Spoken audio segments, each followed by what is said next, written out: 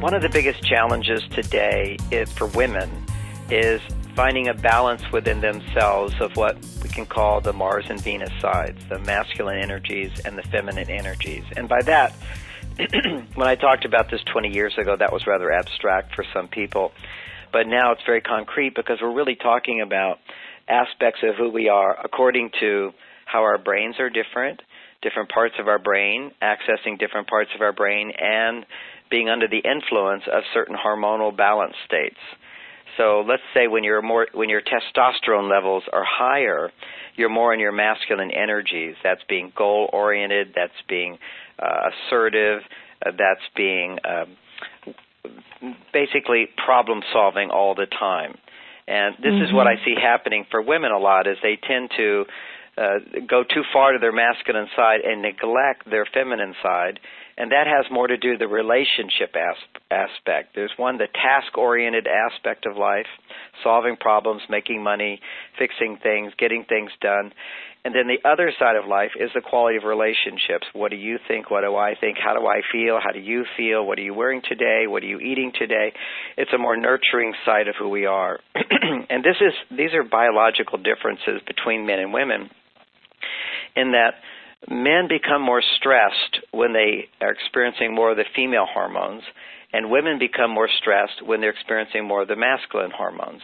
It's not that masculine hormones are bad for women. It's just that if you go out of balance, then your stress levels go up. Your mood is affected. Your sense of well-being is affected. Your ability to appreciate what you have in the moment is diminished when your body's not making the proper balance of female hormones, which according to what stage of life you're at, that will change. But we're talking about estrogen and progesterone levels, the balance between those two hormones. And we're also talking about a very important hormone which affects women's well-being, which is called oxytocin. And oxytocin is the hormone that, combined with estrogen, that makes women exude a presence of self-assuredness, an appreciation for what is in front of them, a sense of grace, a sense of love, a radiance. And whenever a woman is radiating love, she is attracting particularly the right man to her. So there's actually a biological basis of being attractive. You know, men don't figure out who am I most attracted to. Certainly we're kind of hypnotized by the media as to what the right woman looks like. But that's dispelled very quickly. It's the actual woman being authentic will attract certain men, the right men, into her life. And that has a hormonal balance as well. Do you feel like this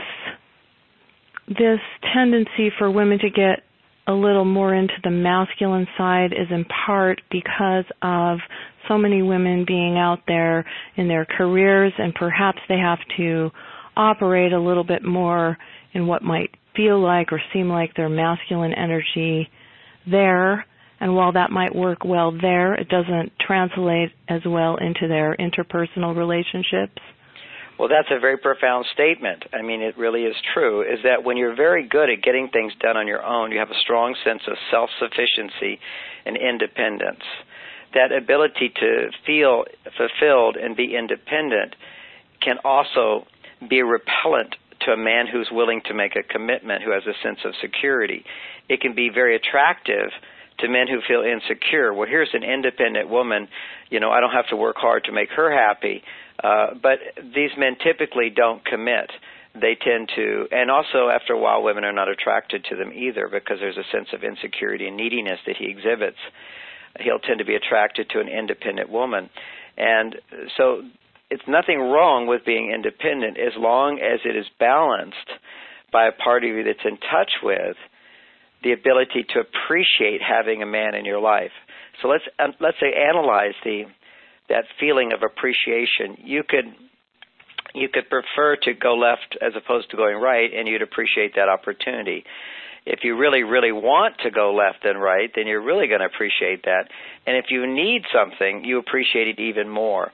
And this is the aspect that goes along with estrogen. Estrogen gets us in touch with what we need.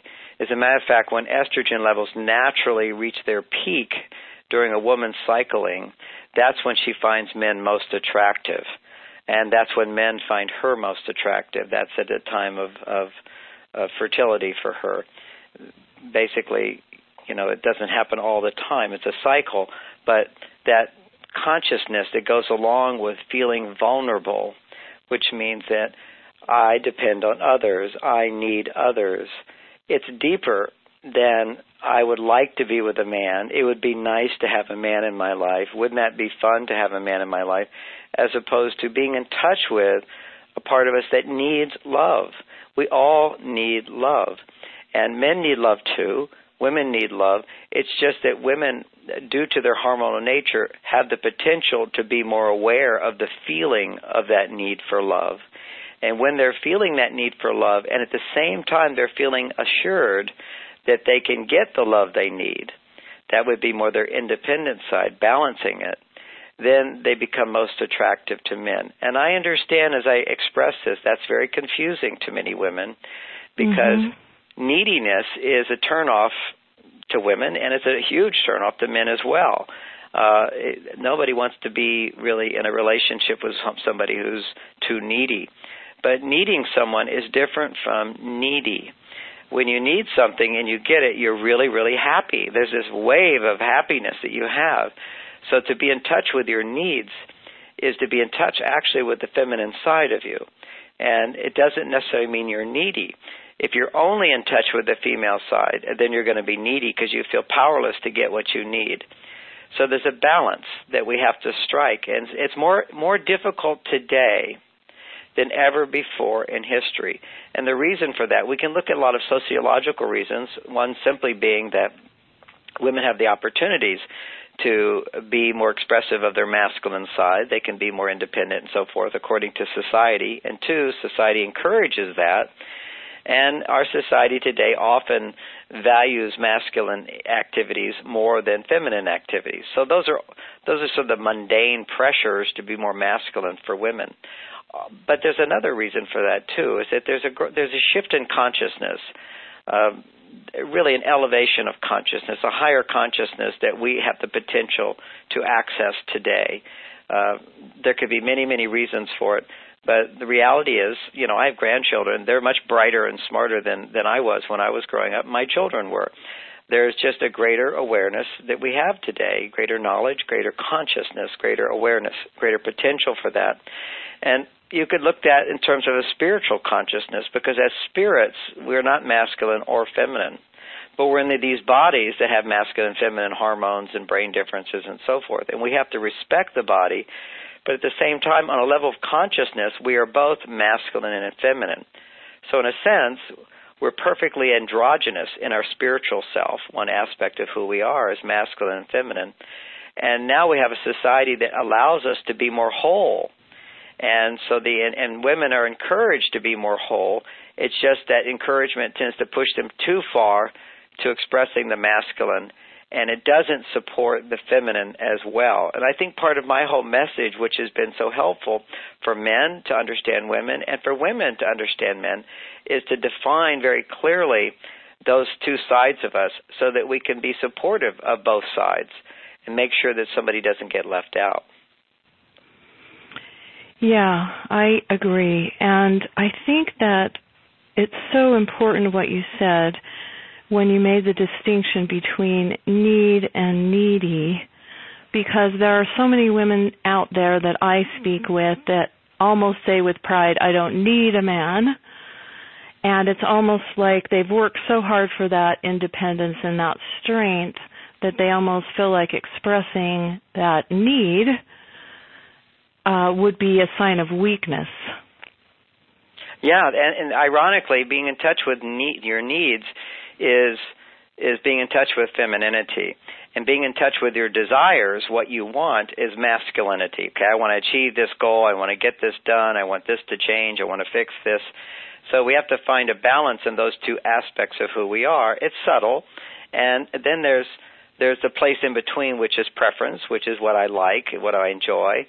But the depth of femininity is being in touch with when you really need something, you value it. You give it importance. It has a big place in your life. And so what you do is you tend to value relationship and the time spent to create relationship.